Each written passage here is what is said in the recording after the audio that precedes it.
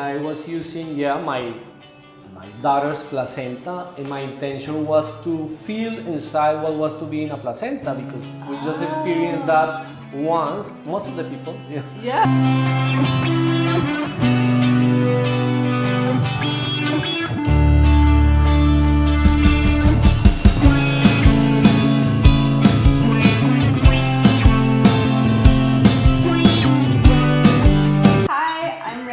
Welcome to Fangirling, the show where we interview San Diego artists and give respect where respect is due.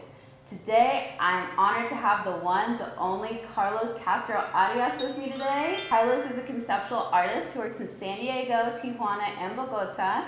He received his MFA from the San Francisco Art Institute, and he currently teaches painting at San Diego State University. His work spans a variety of media, but often deals with narratives and perspectives that are ignored in history. So thank you so much for being here today. Thank you very much, Remy. I'm very excited to be here. So on this show, we make fangirl cards to people we admire, and you've chosen Noel Petro. And can you just tell us about who he is and why you admire him? This guy is Noel Petro. He's an amazing Colombian musician. I'm from Colombia, so he's like a legend over there. And he's well known because he was the first Colombian traditional musician that incorporated electronic instruments into traditional music. Oh, wow. So he plays this instrument that is the requinto eléctrico, which is like a small guitar. So he plays like rock and roll, traditional Colombian music, and he's amazing. So I also wanted to meet him, and I was able to play with him. No way! Yeah, and then I hired him for my wedding. No! So he played there, and we're still friends, and so he's a guy that I really, really admire. Oh.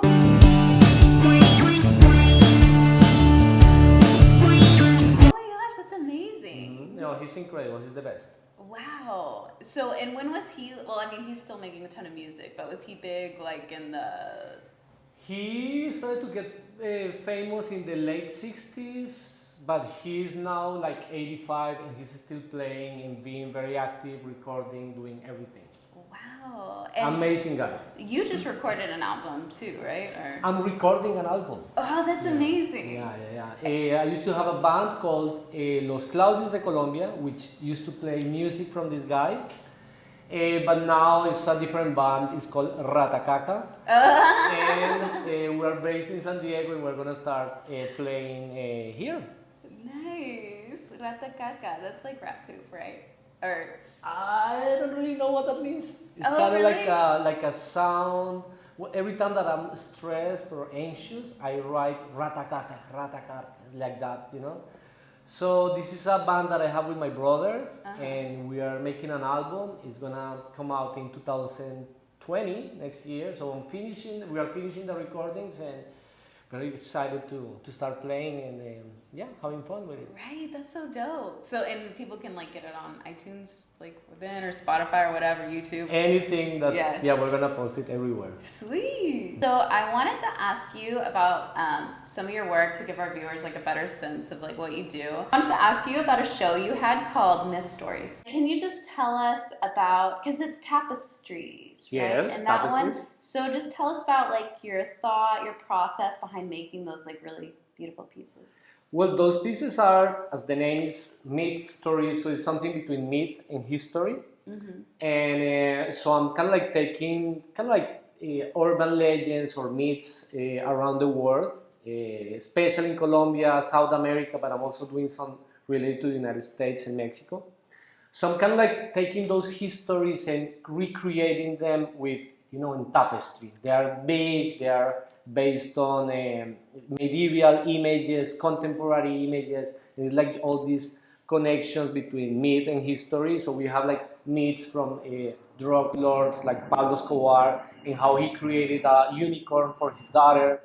Is that a myth or is that real that he did that? We don't really know if he created the unicorn.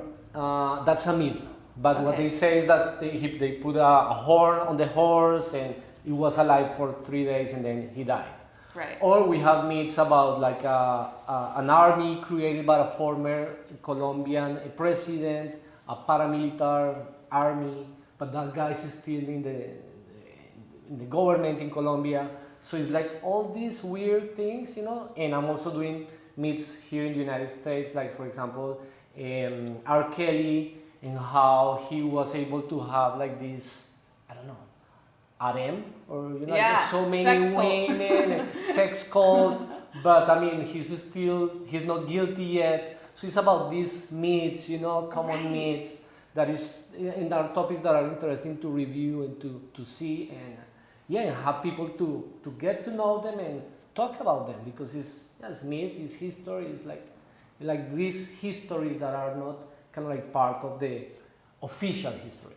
Right, and there is something, like when you say it like that, there is something kind of like 15th century or like 16th century to them. Like especially the unicorn one, like that feels like a medieval story or something. Yeah, you know what I mean? And in a way, all these myths and all these stories are kind of like medieval, you know, about people that do whatever they want, they break all the rules, but they are still around, and you don't know why they're able to get away with whatever they do. So it's like, I think myth is still very present in our culture everywhere, and it's interesting to investigate on that. Right, and also comes from kind of like a feudal, like we have a similar feudal system almost, where like the wealthy get so wealthy and so powerful, the famous people, that they can do these crazy things. And get away with them, and and everyone is there like just watching and like wondering, hey, what's going on, you know? So I think that's interesting to review. I'm gonna show some of those myths very soon in an art fair in Miami. Oh, sweet. And I'm gonna show some also here in San Diego in Bread and Salt, this amazing space cool. in Barrio Logan. Oh, that's awesome. Mm-hmm. So is that series kind of like an ongoing one? Like you'll show it, but do you have you made them like over the course of years, or is it like? I started them like 3 years ago. I started with myths in Colombia. Now I'm focusing in myths in Mexico because I'm going to have a show there too.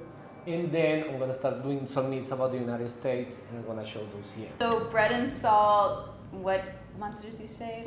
That exhibition is gonna be in April, and I'm gonna take pretty much the whole space, you know, like the courtyard, the main gallery, there's another gallery. So I'm gonna be showing like 3 or 4 projects that I haven't shown in San Diego, so I'm very excited about that. Oh, that's dope.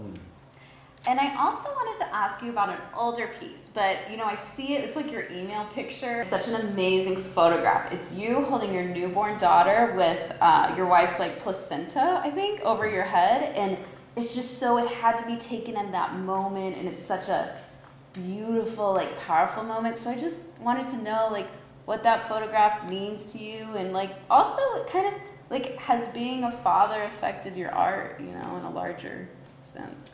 Well, that piece is called Mahler, and I was using my daughter's placenta, and my intention was to feel inside what was to be in a placenta, because we just experienced that once, most of the people.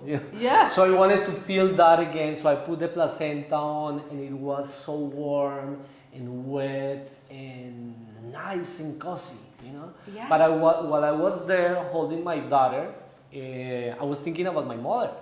Yeah. Because, when I was in my mother's womb, So I think it's kind of like about cycles, about, we are born, we die, we create life, etc. But the meaning is very open, For some people it's such a gross image, and people have sent me things like, you are disgusting, why are you doing that? Some people say, this is beautiful, this is so sweet.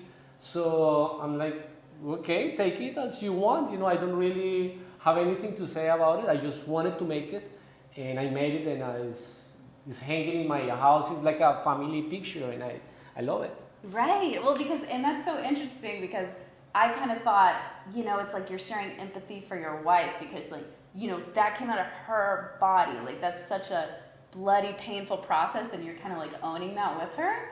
But then for you to bring up, it's also like with your daughter, like she was in there. You know what I mean? Yeah, and what is interesting is like when I was holding my daughter, that was kind of like the first time that I was holding her. Wow. So it's like you are holding a stranger because they already have, you know, their personality, and you're just getting to know this new person, and it's a very intense and beautiful moment. So yeah, the piece is about that and many other things maybe. Yeah, and like as a whole, do you think like Virginia, just being a father, like has it changed you as an artist, or is it just? I mean, it's a new part of your life. It changed you as a person, to have a daughter and to see things that you experience in your life, and now seeing another person living the same. It's amazing, and now she's experiencing things in life that I also experienced, with how I can guide her through life, and how I also see myself, you know, when I was during those years. So it's a beautiful experience, and I'm sure it changes everyone's life to have a kid. Yeah. Fresh perspective. Yeah. That's awesome. I actually have a new kid too. What? Yeah. Congratulations! No, but I'm fostering a little girl. She's 20 months old. Oh my god. She's called Emiliana, and she's the sweetest girl. So yeah, this is a learning process, you know, and I'm still learning about it. That's an amazing thing. Yeah. You should try it. I mean, fostering is just a super interesting experience, in a way to learn about life, you know, and other people's situation, and I think it's just amazing. Everyone should do it. More like we did the beautiful note. Now I wanted to ask you, what is pissing you off right now? Like just in your life or your art practice or anything? What is pissing me off? To be honest, it's like I started a meditation process, and when I started that meditation process, I was full of anxiety and anger and kind of like depression. And it is incredible how those techniques, help you to deal with things, with your life, just breathing, just observing, So right now I feel like kind of like numb. Like, oh wow! I don't feel that angry, that anxious. So it's been an amazing experience. This is Transcendental Meditation, and everyone should do it because it's just a blessing, It is not related to religion or to any belief. It's actually just being yourself and just breathe. And it is magical, the effects that you see in your life with that experience. So right now I'm not pissed about anything. Maybe I should, but I'm right now like, I don't know. I'm enjoying it, yeah. Yeah, okay, I have some questions about that though. So Transcendental Meditation, they give you like a mantra, a personal mantra? They give you a mantra. You take a class with a master, with a professor. I took my classes in Colombia. Oh. And they give you this mantra, and then you keep in conversation with your teacher, with your master, learning about breathing. There's advanced techniques, and I recommend it to everyone because I think everyone should do it. It's just... But you have to pay for the class? You have to pay. That's interesting. Here in the United States, it's pretty expensive. In Colombia, not that much. Or if you go to Mexico, we're in Tijuana, so we're just 20 minutes away, and you can take your class where there is going to be cheaper. But yeah, they charge because they have an amazing organization in India that is supported with the tuition of everyone in the world. And they also say that sometimes when we get things for free, we don't value them that much. Oh. So that's why you have to pay. Oh, interesting. That's interesting. You can't tell us your mantra?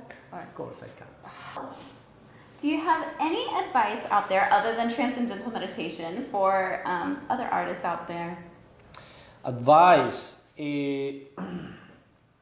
What I always tell my students is that they have to be obsessed with what they do. If they are not obsessed or they are not crazy about what they are doing, they should try something else. And I also tell them not to think that much. Wow. Sometimes we are very rational with our things. We need to have the perfect idea, the perfect concept in order to work. And art is totally different. It's about, playing with our hands, trying with shades, with colors, with materials, with things. And it's like try not to think that much. Just enjoy, and feel your, try to have this dialogue with your body, with other parts of, besides your hands, with your, your whole body needs to move you somehow.